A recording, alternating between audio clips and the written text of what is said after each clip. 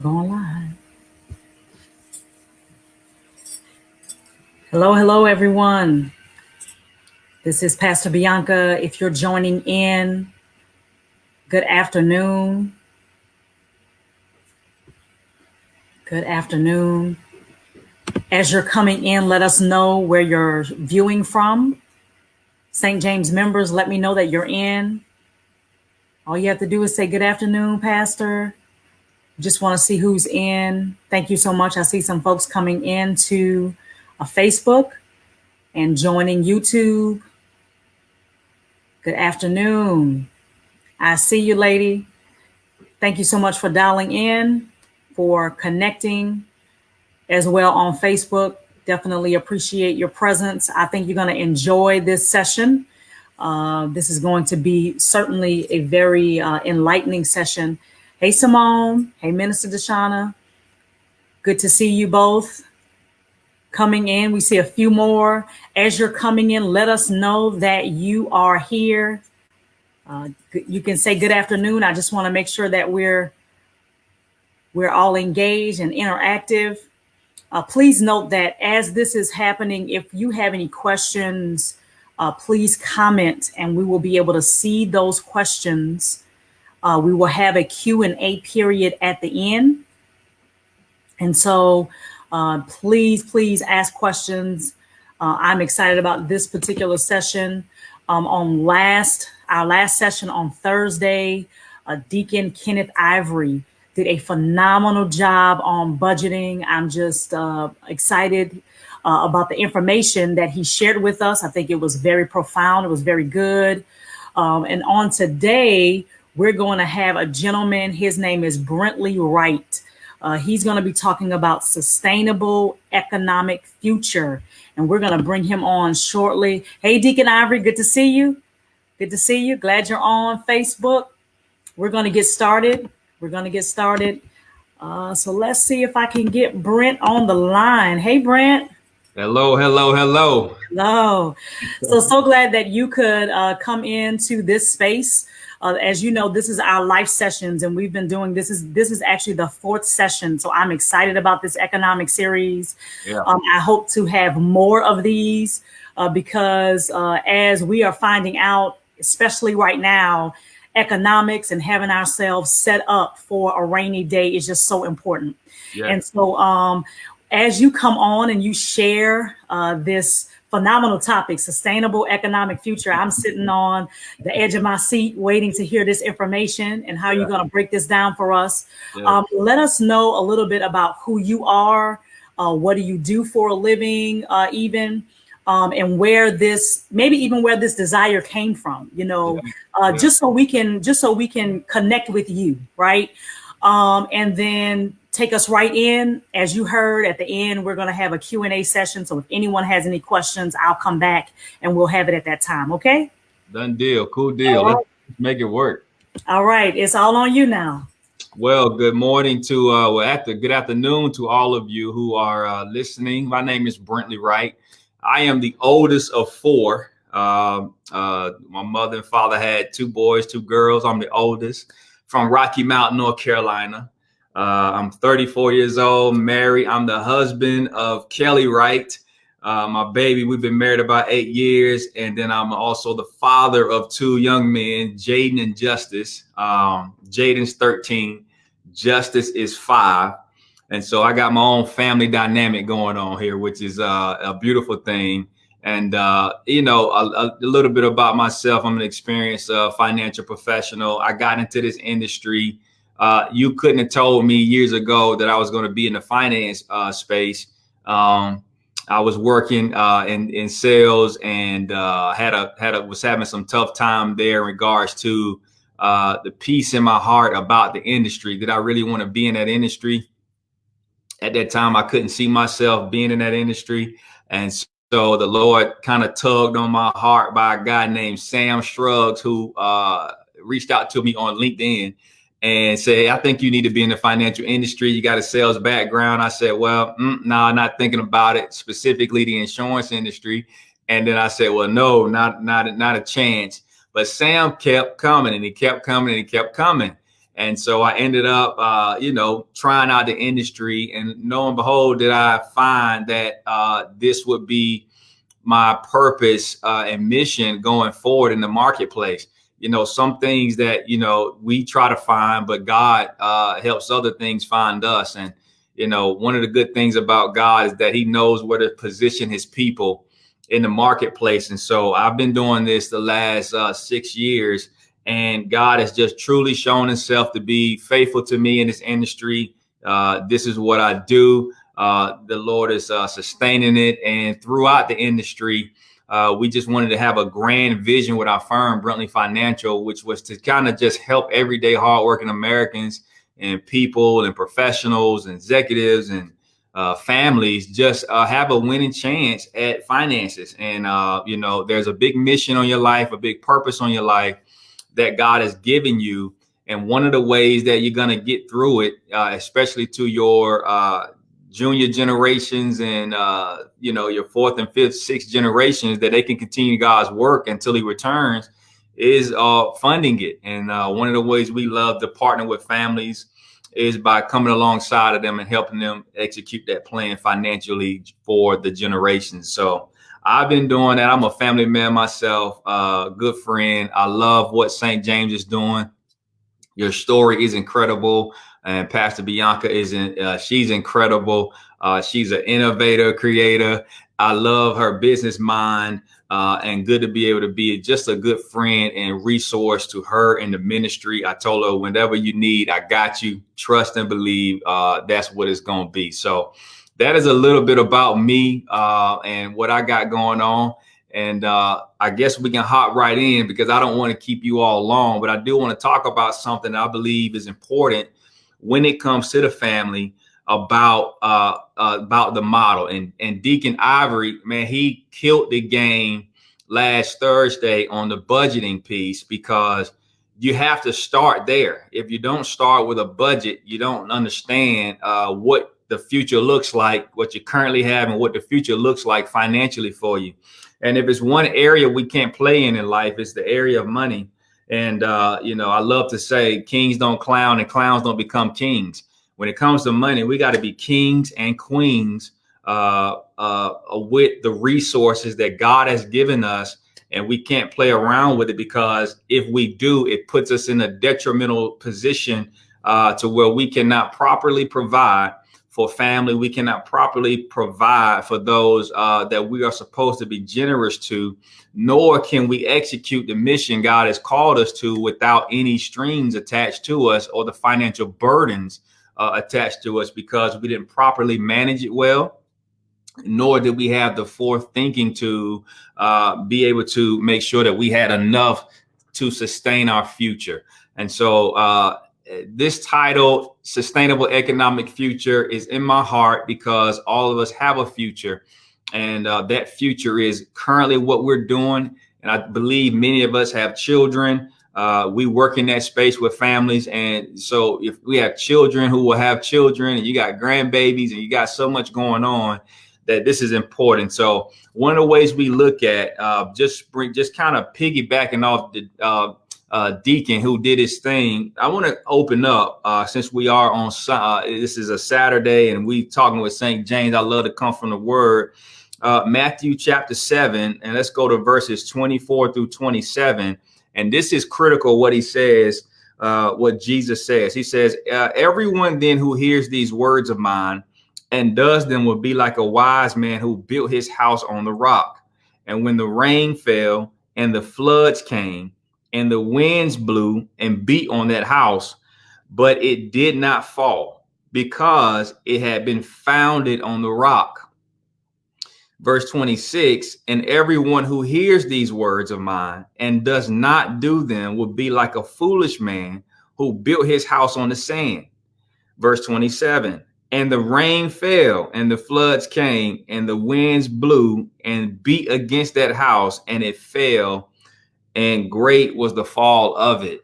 A lot of us have to understand that what we're doing financially, we have to build a plan that is sustainable on a rock and not sustainable on something that can deteriorate and destroy what God is doing in our life.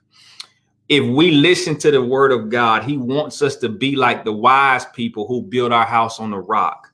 We want a strong foundation financially. And so as Deacon was talking about, part of that foundation is the budget. What we like to say at the firm is everything is predicated upon cash flow.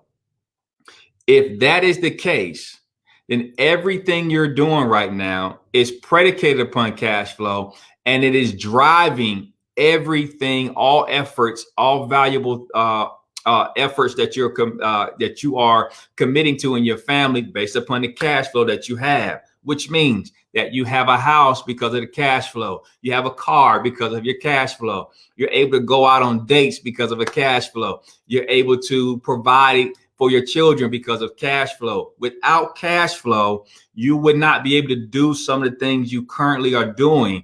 And yes, COVID-19 has got us all stuck in the house, and we're creating a new norm, and social distancing is bringing out some creativity in us. But the reality is that budget means everything. And so building off of what Deacon Ivory said, let's go and start to sustain the budget.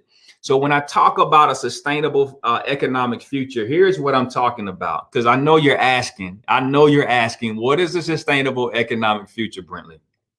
Easy, and I'm going to tell you. A sustainable economic future is the standardization of intentional financial planning procedures to achieve predictable, measurable, and true results toward a future for a family, a business, and a legacy. It is the standardization of intentional financial planning procedures to achieve predictable, measurable, and true results for the future of a family, a business, and a legacy. So we have to make sure that our financial planning has results and is not based in theoretical principles, but that we execute strong principles, especially godly principles, but we execute strong principles that allow us to have results. I believe Deacon spoke to Proverbs 6 about being like the ant and being wise and putting up. That's a biblical principle that still is effective today, even when our economy is going crazy. You would think that a government that was so-called built on Christian principles would execute something like this, but yet it's governed its way all the way into debt. And so now we are suffering as an economy, and as a lower class and middle class and upper class, and eventually the elite are still all suffering based upon how politicians and other leaderships are governing. We're not building our house on a rock. We're actually building our house on something that can be destroyed. And so for a sustainable future, you and I have to be very intentional about getting measurable results when it comes to that. So first we start with the budget, and then we go forward. What is sustainability though? Sustainability is something you don't hear when it comes to financial planning, because a lot of us like to think ahead, and we think ahead in regards to the wealth management piece of this thing, but we never think about today, and we never think about the future of life after us. And so sustainability means this. It means the ability to maintain a certain level, right? It's the ability to maintain a certain level. If you look at your current living today, how you're living, at least you should say, I want to sustain that. I want to maintain that. Okay, that's sustainability. Secondly, it means conserving an ecological balance by avoiding depletion of natural resources. So in other words, I need to be in a position where I'm not depleting my resources, where my family cannot continue to thrive financially. This is a strong intentional attitude in regards to financial planning. You have to have sustainability wrapped inside of it. If it's one true financial principle I believe in, it is the one, or the law, I would say, of sustainability. I believe that all of us need to continue where we are, or if not, enhance where we are. And the only way to do that is to have strong intentional planning.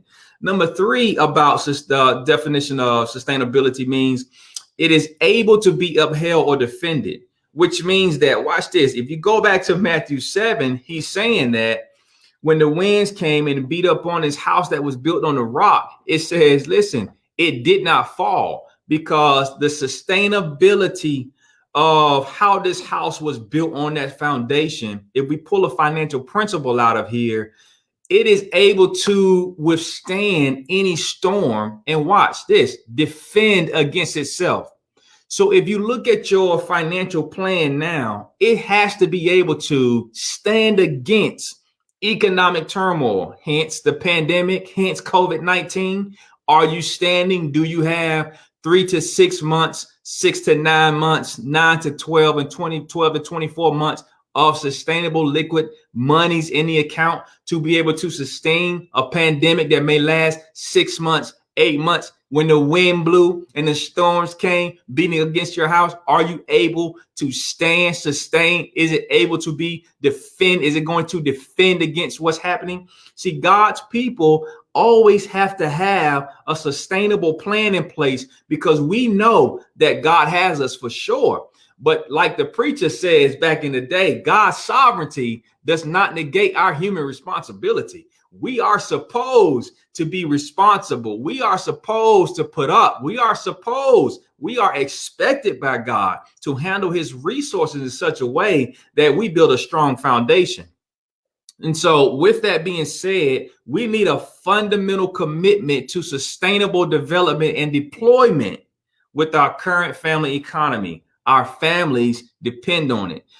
You'll find out about me as you learn more about me and we begin to have a relationship. I'm a family man. I believe God is about family. We are adopted into the family of God at the point of salvation. Family means everything to God. We are being reconciled back to him.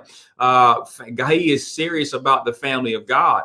And so I believe that our family was the first institution created by God. And so our family needs to be the first thing outside of our devotion and commitment to Christ and under his authority and lordship should be family. We have to be committed to the family. We're committed to everybody else but the family. And we have to look at how God has set up our family, who he has given responsibility to. As a man, I look at what God has given me. He's given me in regards to family. He's given me a wife. He's given me 2 boys that I had to give an account and an answer for how I stewarded them, those blessings. How did I steward those blessings in my life? And how did I provide well through God's resources for that family? Because essentially that's what God is going to, check your boy on. So in a way, we have to continue to look at that. Future, when I talk about the future piece of it, I'm talking about legacy. And then what is a legacy? It is a gift or bequest that is handed down, endowed or conveyed from one person to another person or one family to another family. It is something descendable ones can come into possession of that is transmitted, inherited, or received from a predecessor. And it is an amount of money or property left to someone in a will. Here's the reality. Most of us think that wisdom is the only inheritance that we should pass down. We think that faith is the only thing that we should pass down. We believe that wisdom is the only thing that we should pass down. Son, I'm going to teach you about business. Son, I'm going to teach you about the Lord. But that's it. I'm not going to leave you anything else. And here's a scripture that I love to point to when we're teaching this. And it's Ecclesiastes chapter 7, verse 11 through 12. Ecclesiastes chapter 7, verse 11 through 12. Check this out. See how cold-blooded God is. He says, wisdom is good with an inheritance, and by it there is a profit to them that see the sun. For the protection or for wisdom is a defense, and money is a defense. But the excellency of knowledge is that wisdom giveth life to them that have it. Ultimately, you might see what it says. It preserves the life of those who have it. Here's the deal. He says wisdom should be accompanied with an inheritance. It should be accompanied with some money and some property. Why? Because he says it's an advantage to those who will see the sun. So after my departure, I go see the Lord in his all of his beautiful face and to be in the glory of God. Hopefully my family will outlive me. I will leave them something, not only the wisdom of God, the faithfulness of God, and the teachings of God, according to Deuteronomy 6, right?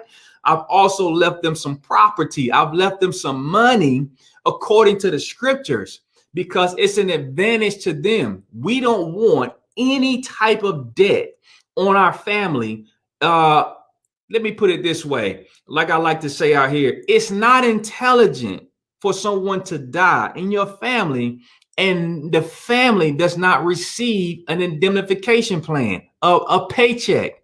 See, what we get into is, in order to sustain, you have to have finances infused into the budget so your family can continue to do what they're supposed to do. It's not intelligent to not have a plan in place. And so we need to be able to help our families who will see the son have an advantage. Watch this, because he says for protection of it, though, it's like the protection of money. What he's saying is wisdom is a security, right? I'm wise. God has made me wise. He's making you wise in him. Right. Hey, he says, hey, the spirit will say, don't date that dude. He's a dummy. Don't date that girl. She's not ready. Right. Don't go to this church. Go to that church. That's where the Lord wants you. Bring your gifts out. It's wisdom. Work for this company. Don't work for that company. They care about their employees. This company doesn't. Oh, this company has a great sustainable model. This company doesn't. This company is able to make your paycheck. This company is not able to make your paycheck. The Lord begins to reveal all of that through wisdom. He also reveals his word inside of our heart. He brings that back to our remembrance. And so that's what the security of wisdom is. But he also says that money brings some protection as well, because it keeps food on the table. It keeps clothes on our backs. It keeps a roof over our head. It protects what we're doing and what God has blessed us with. If I'm saying something, just throw your hands up if you can feel me with this thing a little bit. I'm trying not to take off. I'm a recovering preacher by nature, okay? But that's what wisdom does. It's a protection. And then watch this. He says it preserves the life of those who have it. And so this is important. Let's discuss what is economics. Why am I talking about economics? Many of us don't study it. Many of us have not, just by our education system alone, are on the back end of economics. Even me, I'm still studying economics, trying to get everything I can about economics and learn it, because this is important for the family. So here's the deal. Watch this. Economics. There's a Greek, hey, Deacon Ivory, you're going to love this. There's a Greek word for economics back in the day. It was called oikonomos. Oikonomos. It was a Greek word, and it meant the management of a household. It just meant the management of a household. Well, everything went into the household. The finances went into a household, right? Because that's how a household would stand. And so it's the study of how society uses its resource. Hint, hint. It's the study of how your family uses their financial resources. It's the study of how your family uses the financial resources. And so from that perspective, here's what I want you to understand. We must view our family as an economy full of resources that demand proper management. That's so good. We have to view our family as an economy full of resources, full of gifts, full of purposes, but also full of financial, physical resources, cash that's helping our family do what we have to do so we can sustain as a family, sustain as a society. Stronger families will have an imprint on a stronger society. So in other words, what I'm saying is run your household like a business. When I started studying business, it became I began to be more aware about how to run my household, how to run a business, how to run a household, how to take finances and have a budget, how to have certain line items, how to look at my budget and structure my budget in such a way that I understood the vision, the values, the mission, and the strategic plan for me to execute what the resources, this cash, on a month-to-month or annual basis.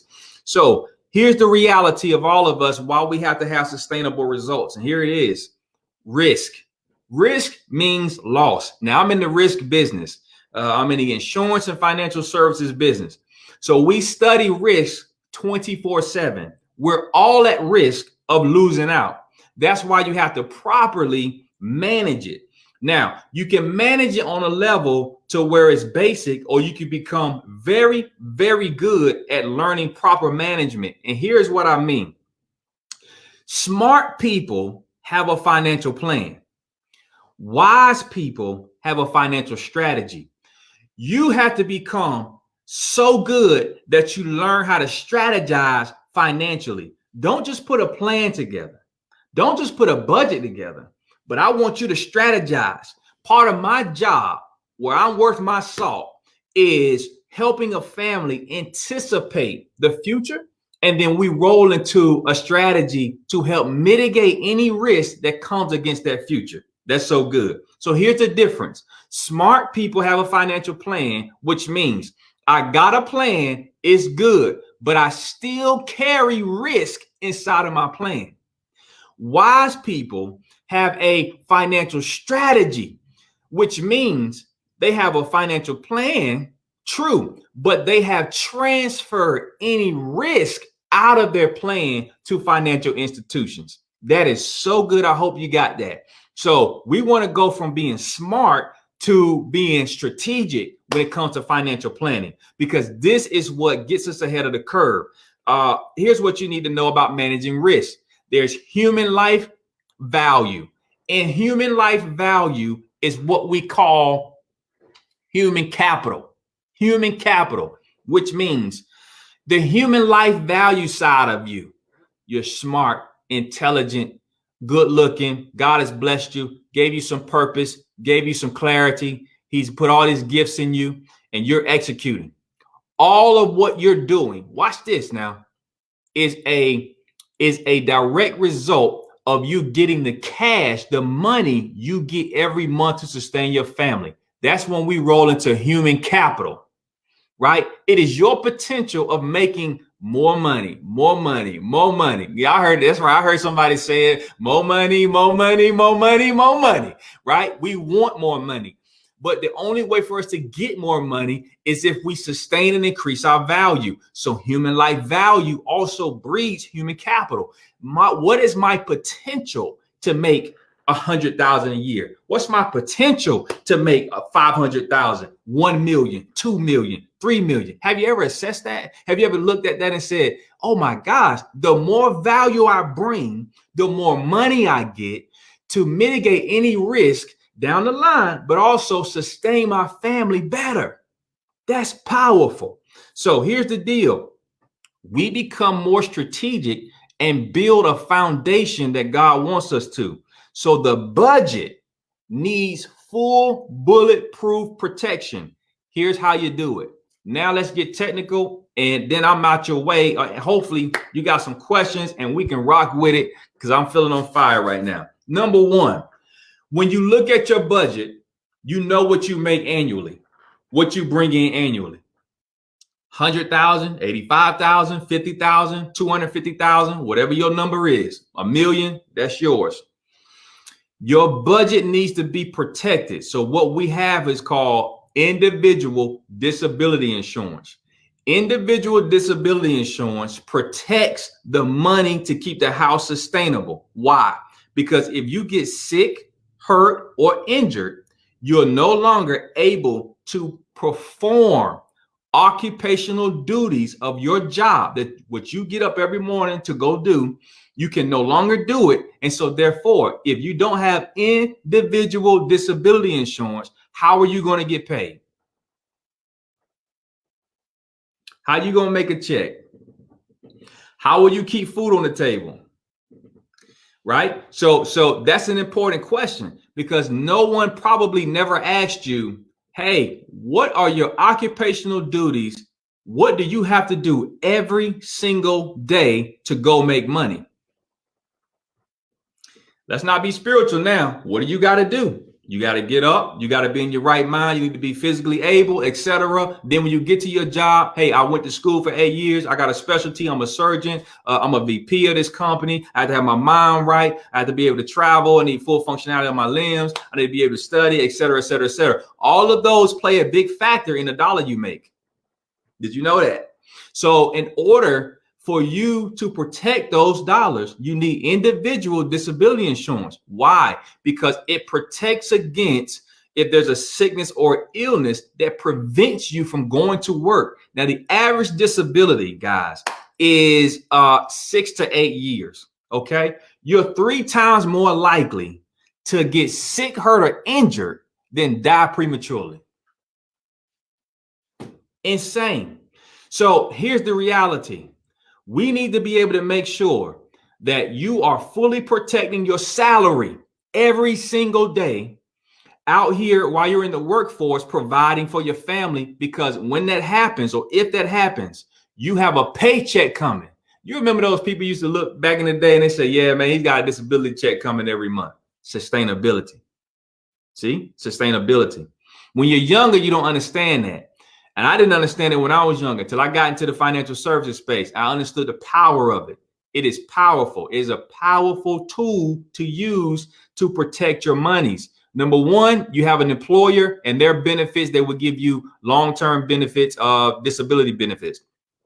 Some do, some don't. And then you have to look at what is the language inside of the long-term care of the long-term disability program. You have to look at, is my salary protected? Do I get 60% of my salary, or do I get 60% of all of my monies? Meaning this, most employers, as you go higher and higher up in companies, will only protect your salary. They don't include bonuses. So most will have an $80,000 salary or $60,000 salary and make $120 a year or $150 a year or more. But the reality is you didn't assess, was your plan income defined or was it total compensation? Are they going to pay you 60% of just income, my salary, or are they going to pay you 60% of the full package? You need to go back and you need to look at that language. You need to see if you're just going to pay me 60% of $60,000, I'm in trouble. I've been living my lifestyle at 150, 200,000, because according to U.S. labor statistics, the more money we make, over 80% of Americans live at that number. So most of us already don't know how to live below our means. That's a problem. We got pride problems. So what happens if an illness comes? The first few things you're going to do is liquidate 401k to maintain your lifestyle, because you don't want anybody to know. I know I'm preaching right now. This is technical now. This is technical. This is real. So we don't want you to liquidate. At our firm, we have a promise. It's called the Brentley promise. And that just simply means we need to put you in a position of strength where you never have to liquidate any personal or business assets due to a disruption of cash flow. Okay.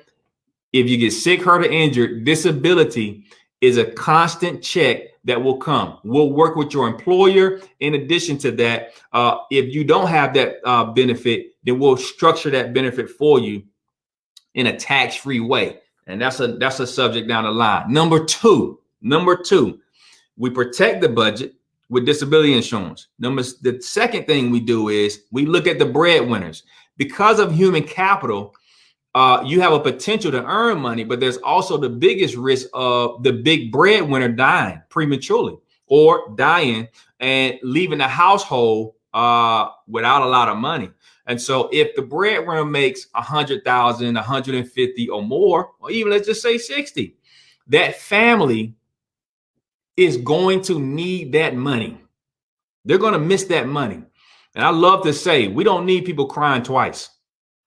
Cry because I'm gone, you miss me. My wife, Kelly's going to cry because hopefully I've been doing my job as a husband and she's going to miss me. But here's the reality. She will not miss my economic contribution. See, we can place a value on that. I made X. My spouse makes X, or I make X. And so therefore those monies need to be back in the home. So we use life insurance as income replacement. This is not an emotional game when it comes to life insurance. We don't want to pull emotional strings to make you feel a certain way to purchase it. And the reality is there's no law signed in place for you to have life insurance. And so if you die without life insurance, your family's not going to jail. There's no law. It's not like property and auto and liability. You have to have that stuff. It's a law. Well, life insurance is not a law. This is strictly a intelligent decision. This is strictly a looking at my economy, the household management, and then essentially saying, if I die over the next 20 or 30 years, I would have made X amount of dollars. And so I need to put that money into the financial plan to protect the budget for income replacement, so my family doesn't have to go out and have stress, financial stress, etc. I'm teaching. I hope you're writing this down. Life insurance is about income replacement. Secondly, remember I talked about not liquidating personal business assets. The reality is the things that drain us are illnesses. And so stuff like cancer and major organ transplants and strokes and heart attacks and diseases. These are the big medical healthcare bills that are throwing us in a hospital and eventually taking our lives. And it's also stripping and draining to depletion our portfolio. And so you have to be able to have a plan with that. So now don't just go get any life insurance. Insurance carriers have now upped their game. And so we love to work with a carrier that has 4 riders. It's a terminal illness rider, a chronic illness rider, a critical illness rider, and a critical injury rider. That's another session, I promise you, but let me just give a full breakdown. Terminal illness means you're about 24 months out to live. That's all you have. And so they would advance the death benefit for you. Chronic illness, you can't perform 6 of the daily activities. You can't eat, can't bathe, you can't sleep, you can't wash yourself. And so therefore you're cognitively impaired. You need custodial care. They will advance that portion of the face amount. See, the reality is this: you have to have this stuff in place. If not, you'll drain your savings doing this. You'll drain some of the assets paying for this stuff. And we remember I said strategy. Wise people have a financial strategy. They've transferred the risk. We don't self-fund at all. What is the point of buying assets, buying real estate, having accounts, and then when you get sick, hurt, or injured, you're taking from yourself to pay for that? When measures are already in place to transfer those risks, and those financial institutions will pay for that. So you keep your money. You keep your money. You never heard of that, have you? You haven't heard that. You keep all of your money and you transfer those risks. Lastly, we have critical illness on that as well. Cancer, heart attack, stroke, major organ transplant, angioplastic. I mean, it covers like up to 25 different categories of sickness that you could get a check for based upon, because you paid and you put this in your plan. You protected it. And critical injury. The third thing I want to talk about is long-term care. How do we protect the budget with long-term care?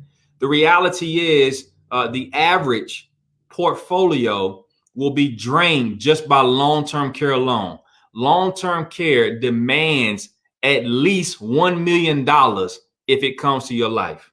At least $1 million if it comes to your life. Do you have a plan for that in place? And then lastly, a strong retirement planning. You need to be able to have guaranteed income because you're working for 30 to 40 years. How do you expect to live the next 30 to 40 years not making any money, saving and living off your savings? Over 66% of Americans today, according to Northwestern Mutual's 2018 study, says that they are scared to death because they are going to outlive their savings. Amazing. It's amazing. And another 72% are just not even comfortable and confident in their retirement plan at all. And so a firm like Brentley Financial and being able to come on and talk about this is not about sales for us. It's not about money for it. It's about helping you get the way you need to be. And pastors like Pastor Bianca leading the way on the front lines, getting her people ready, her network ready, is an amazing, amazing thing. So hopefully today I've talked to you about having a sustainable economy for the future, because you are an economy. You're doing what you're doing for your family. You need to be protected. You need to protect your budget. You need to put certain things in motion so that you don't have to you can prevent from liquidating any personal or business assets. Build your house on a strong foundation and watch whatever comes, pandemic, COVID-19, we don't stress because we've done it God's way. And essentially, we're able to help other people do it God's way. And that's what we want. I'm back to you, Pastor. Thank you so much, Brent.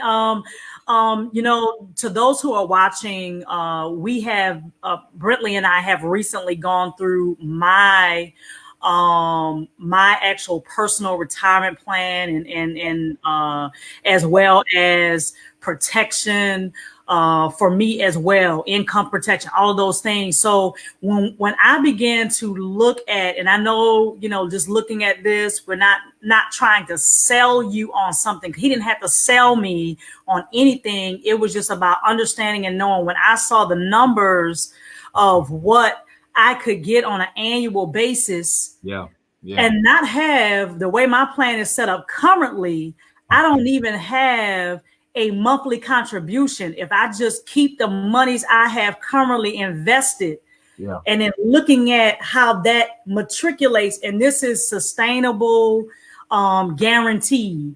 This is not based on how the stock market flows. This is not based on any of those things. So this is one of the reasons why I wanted him to come in and talk about the family first. There are others of you who are looking right now who may have joined in where you have a ministry, you have a church, or you have a business. You're a business owner. There's even more information on how you maintain sustainable economic future for your business and for your ministry and for your church. So we're going to do another session with Brentley to kind of talk to that as well. So those of you, if you have any questions, we didn't get any questions. I saw that people were saying preach and great information, and I love it. But I want to open it up. If you have any questions, type your questions in. Brent is going to tell us how to get in touch with him. If you want to get in touch with him, he's going to give that information, but I want to open it up for questions. So if you have any questions, let's go ahead and type that in. I'm looking for any questions. Any questions? Any questions? It doesn't look like we have any currently. Thank you so much, Brent, for your presentation, for your good information, biblical sound information. But give us your contact information. How can we get in touch with you for those who are interested, who kind of want to talk through a little bit more and get some more detailed information? Absolutely. Two things. Please go to our Facebook page. It's Brentley Financial. It's our digital hub. That's on Facebook. So go to Brentley Financial. I'm always dropping there. Okay. And then email us at hello@brentleyfinancial.com. Email me at hello@brentleyfinancial.com. And our office number is also 919-930-3106. You can call us or even send us a text. We got you covered. We'll give you a call back. Okay. And it looks like we have a question on the screen. Can you see that question? Yes. It said from Sean Wright. What's going on, girl?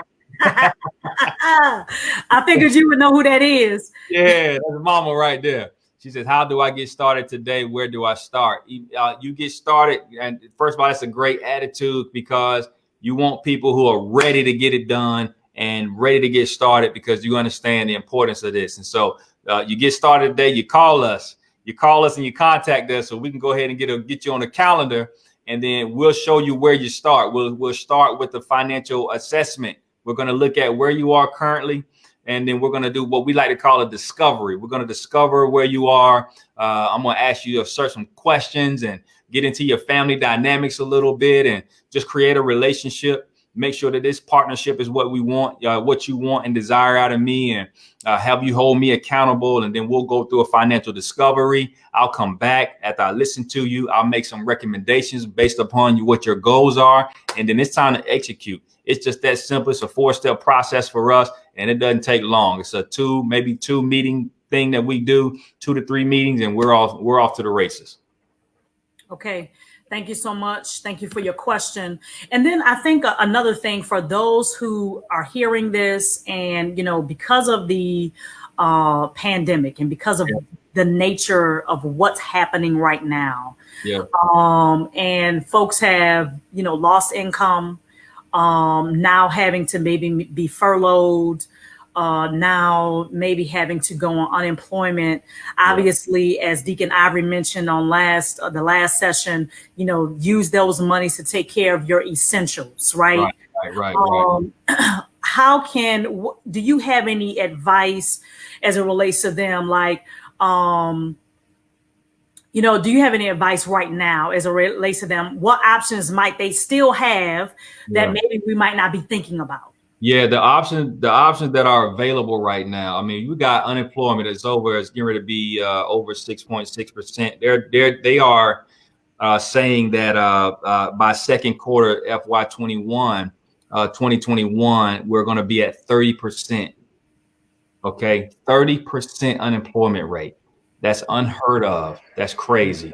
And so right now, what we have to be able to do is the options that you have when you do receive a check, get current on what you are currently behind on, or if not, you're able to come out stronger if you take what you need, like Deacon Ivory said, pay what you need to pay and save the rest.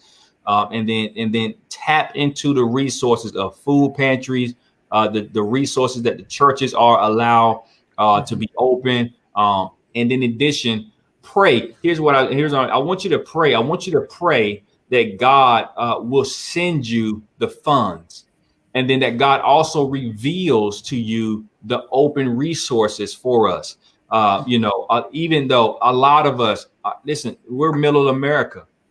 No one is caring about middle America. And so what we have to be able to do is when we do get these resources, protect it as best as we can, pay for what we have to pay for, and then continue to move forward, and then start a new financial habit now. Even though the pandemic is here, this is also giving us the ability to create a new financial habit. Start that budget again. And then when you're ready to get rocking and rolling, then we can put other plans in place. You don't have to rush, but tackle one thing at a time. And so those resources from churches, I've seen churches with food pantries, clothes pantries. You have to drop the pride right now. Get that pride out of your heart. And I've heard stories, Pastor Bianca, where mature believers were taking some of their tithe checks and blessing families. I mean, if you're in that position and you're listening to this right now, you're in that position, do that. You have to be thinking of others right now more than yourselves. And if those of you who have adequate resources, you need to be thinking about ways to go and bless others. And if for those of us who will be behind, when you do get it, trust and believe it's not spend time. Because here's what I know. Most of us have been behind before.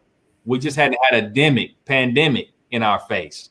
Mm-hmm. And when we do get resources, what we end up doing is spending it on other stuff. So you have to be able to be very, very disciplined to say, this is where we need to be right now and do that and tap into resources that are available to us at this time. Yeah, that's really, really good advice. And then also we understand that there are provisions that have been made, from your state, depending on where you're watching from your city or whatever, to make sure that that if you can't pay those essentials at this time, they're giving some allowances.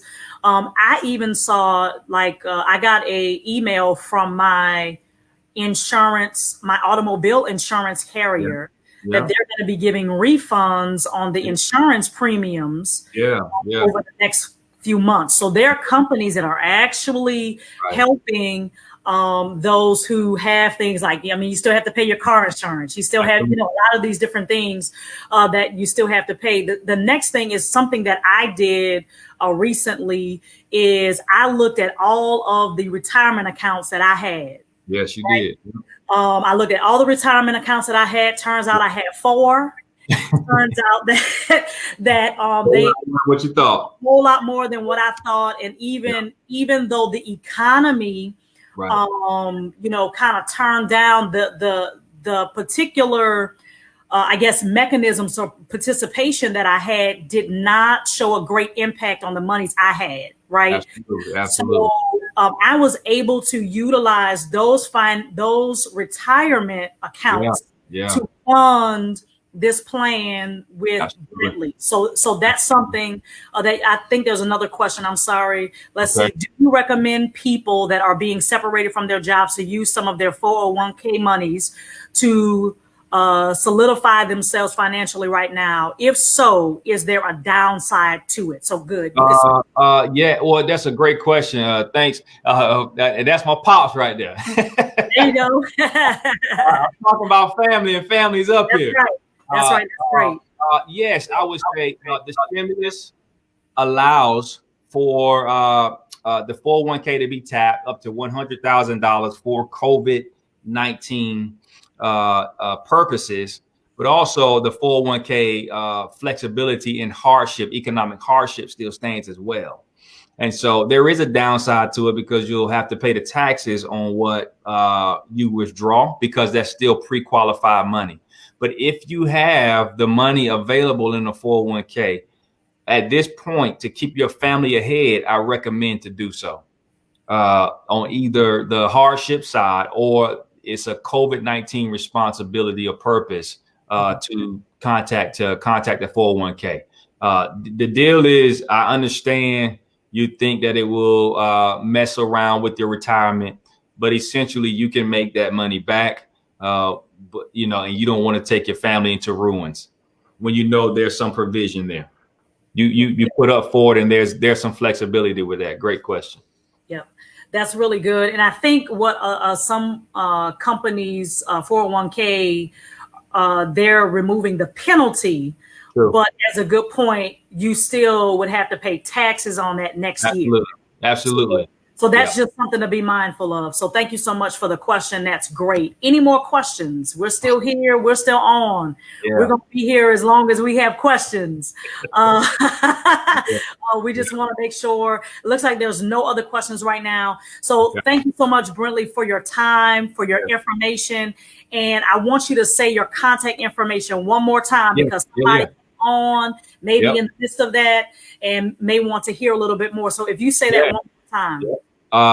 Please go to our Facebook page at Brentley Financial. That's our digital hub where we're going to put all our information out. It's growing. It's got an authentic movement. We love it.